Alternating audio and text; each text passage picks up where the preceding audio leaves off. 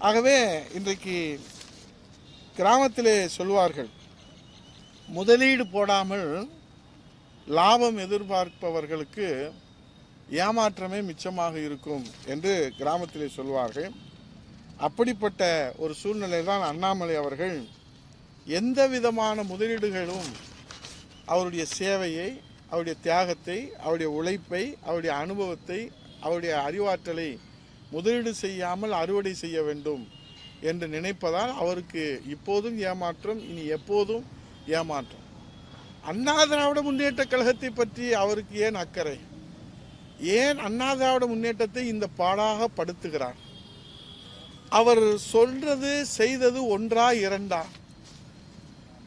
புரட்சி தலைவர் மன்னாதி மன்னன் மக்கள் திலகம் அவர்களால் உருவாக்கப்பட்ட 17/10/1972 உருவாக்கப்பட்ட இந்த இயக்கத்தை அண்ணாவின் திருவுருவத்திலே, உலகத்திலே எந்த தலைவருடைய திருவுருவத்திலே கொடிகளே கிடையாது. அண்ணாவுடைய திருவுருவத்தில் இருக்கிற அந்த கொடியிலே அண்ணாயிசம் கொள்கையாக கொண்ட அண்ணா அவர்களை பற்றி அவதூறாக பேசுகிறார். அதற்கு முன்பாக இந்த தாய் தமிழ்நாட்டின் 8 கோடி தமிழர்களின் உள்ளங்களிலே நிறைந்திருக்கிற தமிழர் சாமி புரட்சி தலைவி அம்மா அவர்களை அவதூறாக பேசுவது மட்டுமில்லாமல் அவருடைய இல்லத்தரசியோடு அவர் ஒப்பிட்டு பேசுவது இந்த 8 கோடி தமிழர்கள் மட்டுமல்ல, உலகத்தில் இருப்பவர்கள் எவரும் ஏற்றுக்கொள்ள முடியாத ஒரு அவதூறை அவர் செய்திருக்கிறது. அப்போது தலைமை கழகத்திலே அதற்கு கண்டனம் தெரிவித்தோம். அப்புறமும் அவர் பொறுத்து கொள்ளாமல் அதை மாற்றாமல் தொடர்ந்து அவதூறுகளை, நாங்கள் எல்லாம் தெய்வமாக வணங்குகிற அம்மா அவர்களை அவதூறாக பேசினால் எந்த தொண்டன் அவர்களோடு பயணிப்பதற்கு அனுமதிப்பார்கள்?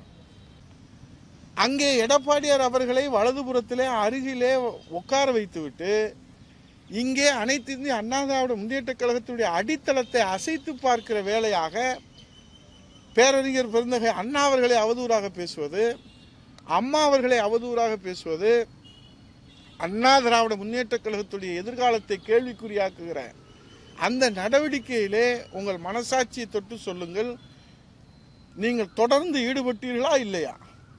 அங்கே எடப்பாடியார் அவருக்கு மரியாதை எதிர்பார்க்கவில்லை, அவருக்கு அங்கீகாரம் எதிர்பார்த்து அவர் டெல்லி செல்லவில்லை. இந்த தாய் தமிழ்நாட்டு மக்களுக்கு அங்கீகாரம் வேண்டும், அவர்கள் உரிமை காக்கப்பட வேண்டும், அவர்கள் உரிமை மறுக்கப்படக்கூடாது, புதிய திட்டங்கள் கொண்டு வர வேண்டும். இவ்வளவு வாய் சவுடால் பேசுகிற அண்ணாமலை மத்திய அரசிலிருந்து எந்த திட்டங்களை பெற்று தந்திருக்கிறார் தமிழகத்திற்கு? பேரிடர் நிவாரண நிதியை கூட பெற்றுத்தர முடியாத கையாலாகாத அண்ணாமலை, எங்கள் புரட்சி தமிழர் ஐயா எடப்பாடியார் அவர்கள் மத்திய அரசிலே அன்றைக்கு அவர்கள் தொடர்ந்து வலியுறுத்தி அழுத்தம் கொடுத்து 11 மருத்துவக் கல்லூரியை அவர்தான் முதலமைச்சராக இருக்கிற போது கொண்டு வந்தார்.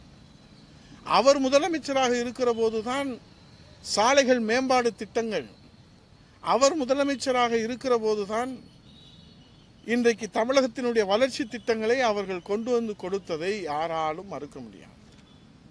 உங்களால் நடந்தாய்வாளி காவேரி மத்திய அரசு திட்டம், புரட்சி தமிழர் ஐயா எடப்பாடியார் முதலமைச்சராக இருக்கிற போது அதற்கு ஒப்புதல் பெற்றிருந்தார்கள்.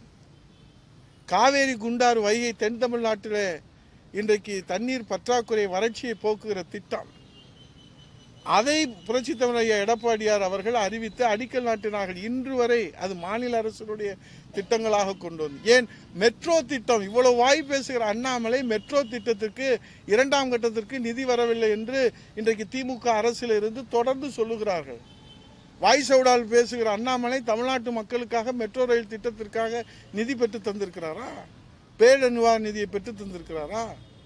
இப்போது சென்னையிலே தூத்துக்குடியிலே கடந்த ஆண்டு பெய்த மழைக்கு நிவாரணத்தை இவர் பெற்று தந்திருக்கிறாரா? குரல் கொடுத்திருக்கிறாரா? அழுத்தம் கொடுத்திருக்கிறாரா? எதையும் செய்யாமல் வாயிலே வாய் சவுடால் பேசுவதனாலே தமிழ்நாட்டு மக்களுக்கு என்ன நன்மைகள் ஏற்பட்டு விட போகிறது? நீங்கள் எடப்பாடியாரே, எங்கள் நிரந்தர பொதுச் செயலாளரை, வருங்கால முதலமைச்சரை வலதுபுறத்திலே உட்கார வைத்து எங்கள் தமிழ்நாட்டுக்கு, தமிழ்நாட்டு மக்களுக்கு, தமிழ்நாட்டு உரிமைக்கு நீங்கள் அங்கீகாரம் கொடுத்திருக்கிறீர்கள் என்று நினைத்தார் எங்கள் பொதுச் செயலாளர். ஆனால் நடந்தது என்ன? காவேரியில அங்கே மேகதாது அணை கட்டுகிறேன் என்ற வாய் திறக்க மறுக்கிறீர்கள். முல்லை பெரியாரிலே அங்கே அணை கட்டுகிறோம் என்று சொல்லுகிறார் முதல்வர், வாய் திறக்க மறுக்கிறது மத்திய அரசு. பாலாற்றிலே அணை கட்டுவோம் என்று சொல்கிறார், வாய் திறக்க மறுக்கிறது மத்திய அரசு. எங்களுக்கு உரிய காவிரி நீரை பெற்றுத்தாருங்கள் என்று இந்த விவசாயிகள் போராடுகிற போது அதற்கு வாய் திறக்க மறுக்கிறது மத்திய அரசு. தொடர்ந்து அண்ணாமலை அவர்களுடைய பேராசையினாலே இன்றைக்கு இருப்பது என்ன? ஒரு சாமானியர் 8 கோடி தமிழர்களுடைய இதயங்களிலே தன்னுடைய உழைப்பாலே நிறைந்திருக்கிறார். அவருடைய உள்ளங்களிலே இதயங்களிலே நிறைந்திருக்கிறார். அது இன்றைக்கு பல பேருடைய அரசியல் எதிர்காலத்தை கேள்விக்குறியாக்கி இருக்கிறார்.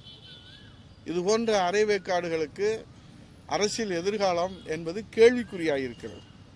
ஆகவேதான் தமிழ்நாட்டு மக்களின் எதிர்காலத்திற்காக தன்னை அர்ப்பணித்து சேவையை நோக்கமாக கொண்டு உழைத்து வருகிற மாண்புமிகு எதிர்க்கட்சி தலைவர் வருங்கால முதலமைச்சர் எடப்பாடியார் அவர்கள் பல பேர்களுடைய அரசியல் எதிர்காலத்தை கேள்விக்குறியாக்கி இருக்கிறனால்தான் கிராமத்திலே உங்களுக்கு சொல்வார்கள், காய்த்த மரம்தான் கல்லடிப்படும் என்று. இன்றைக்கு எடப்பாடியார் மக்கள் மத்தியிலே செல்வாக்கோடு இருக்கிற காரணத்தால் தான் இப்படி சுற்று சுழன்று நீங்கள் அவரை தாக்குகிற, வார்த்தையால் தாக்குகிற, அவதூறால் தாக்குகிற, பழி சுமத்துகிற இன்னும் எத்தனையோ நீங்கள் சூழ்ச்சிகளை திட்டமிட்டு கொண்டிருப்பதும் எங்களுக்கு தொண்டர்களாகிய எங்களுக்கு நன்றாக தெரியும். உங்கள் எண்ணம் என்று தெரியும், உங்கள் ஆசை என்னவென்று தெரியும், உங்கள் பேராசை என்னவென்று தெரியும். அண்ணா திராவிட முன்னேற்றக் கழகத்தை தமிழக அரசியல் வரலாற்றிலே, தமிழக அரசியல் களத்திலே பின்னடைவை ஏற்படுத்த வேண்டும் என்று நீங்கள் தொடர்ந்து முயற்சி செய்கிற காரணத்தினாலே நீங்கள் சுற்றி சுற்றி சுற்றி சுற்றி சுற்றி சுற்றி சூழ்ச்சி நீங்கள் வலை விரித்து பின்னிக் கொண்டு இருக்கிறீர்கள். அந்த வலையிலே, சூழ்ச்சியிலே, சூதிலே உண்மையான விசுவாச தொண்டன், அம்மாவின் விசுவாச தொண்டன், புரட்சித் தலைவரின் விசுவாச தொண்டன், எடப்பாடியார் தலைமையேற்று வழிநடக்கிற தொண்டர்கள் ஒரு நாளும் ஒரு பொழுதும் நீங்கள் விதிக்கிற வலையிலே, நீங்கள் காட்டுகிற மாயையிலே, ஆசை மாயையிலே சிக்க மாட்டார்கள். இந்த அண்ணா திராவிட முன்னேற்ற கழகத்தை தமிழ்நாட்டு மக்கள் ஒரு நாளும் கைவிட மாட்டார்கள். அதான் அந்த அவதூறு தான், அதுதான் அவருக்கு வைத்திருச்சல். ஏன்னா அண்ணா திராவிட முன்னேற்ற கழகம் இவ்வளவு தாக்குதலுக்கு பிறகும், இவ்வளவு சூழ்ச்சிகளுக்கு பிறகும், சூதுகளுக்கு பிறகும் ஒரு சாமானியனான 50 ஆண்டு கால பொது வாழ்க்கையில் சிலுவம்பாளையத்தில் கிழக்கழக செயலாளராக தன்னுடைய பொது வாழ்க்கையை தொடங்கியவர் இந்த இயக்கத்தை காப்பாற்றுகிறார். அம்மா மறைவுக்கு பிறகு இந்த இயக்கத்தை நாம் கபிலகரம் செய்து விடலாம் என்று நினைப்பவர்களுக்கு சிம்ம சொப்பனமாக மாண்புமிகு எடப்பாடியார் அவர்களுடைய உழைப்பு இன்றைக்கு தமிழக மக்களின் பாதுகாப்பு அரணாக அண்ணா திராவிட முன்னேற்ற கழகத்தை தொடர்ந்து முன்னிலைப்படுத்தி வருகிற காரணத்தினாலே உச்சபட்சமாக இந்த வார்த்தையை அவர் உபயோகித்திருக்கிறார். அதை அவர் வாபஸ் வாங்க வேண்டும். இதுபோன்று அவர் தொடர்ந்து பேசுவாரானால் எந்தவித போராட்டத்திற்கும், சிறை நிரப்புகிற போராட்டத்திற்கும், கொடும்பாவி எரிக்கிற போராட்டத்திற்கும், எந்தவித போராட்டத்திற்கும் அண்ணா திராவிட முன்னேற்ற கழக தொண்டர்கள் தயாராக இருக்கிறார்கள். இனியும் அண்ணா திராவிட முன்னேற்ற கழக தொண்டர்களை சீண்டி பார்க்க வேண்டாம். அண்ணா திராவிட முன்னேற்ற கழக தலைவர்களை பற்றி நீங்கள் அவதூறு உங்கள் கட்சியை நீங்கள் வளர்த்துக்கங்க. அதை பற்றி யாரும் எந்தவித இந்த ஜனநாயக உரிமை இருக்கு.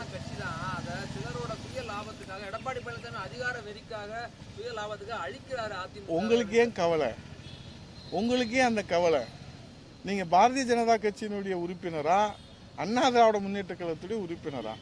அண்ணா திராவிட முன்னேற்ற கழகத்தை பற்றி அண்ணா திராவிட முன்னேற்ற கழகத்தினுடைய தொண்டர்கள் பார்த்து கொள்வார்கள், தமிழ்நாட்டு மக்கள் பார்த்து கொள்வார்கள். யார் கட்சிக்காக, பாதுகாப்பதற்காக, வளர்ப்பதற்காக, இதை பொக்கிஷமாக போற்றி பாதுகாப்பதற்காக உழைக்கிறார்கள் என்பது 8 கோடி தமிழர்களுக்கு மத்தியிலே இருக்கிற 2 கோடி தொண்டர்களுக்கு நன்றாக தெரியும். நீங்கள் அதை பற்றி அனுதாபப்பட தேவையில்லை. உங்கள் அனுதாபம் அண்ணா திராவிட முன்னேற்ற கழக தொண்டர்களுக்கு தேவையில்லை. ஆடு நனைகிறது என்று ஓனாய் அழ தேவையில்லை. அந்த அனுதாபத்தை யாரும் எதிர்பார்க்கவும் இல்லை. ஆனால் நீங்கள் எந்த சூழ்ச்சி வலை பின்னுகிறீர்கள், யாருக்கு ஆசை காட்டுகிறீர்கள், யார் யார் உங்கள் ஆசை வலையிலே விழுந்திருக்கிறார்கள், யார் யாரை ஆசை வலையிலே நீங்கள் விழுவதற்கு முயற்சி செய்து கொண்டிருக்கிறீர்கள், வீடு தேடி சந்திக்கிறீர்கள். சிறையிலே தள்ளியவர்களை எல்லாம் இன்றைக்கு நீங்கள் வீடு தேடி சந்தித்து ஆசை வார்த்தைகளை கொடுக்கிறீர்களே, அந்த மாய வித்தைகள் எல்லாம் உண்மையான விசுவாச அண்ணா திராவிட முன்னேற்ற கழக தொண்டர்களுக்கு நிச்சயமாக உங்கள் சூழ்ச்சி எடுபடாது.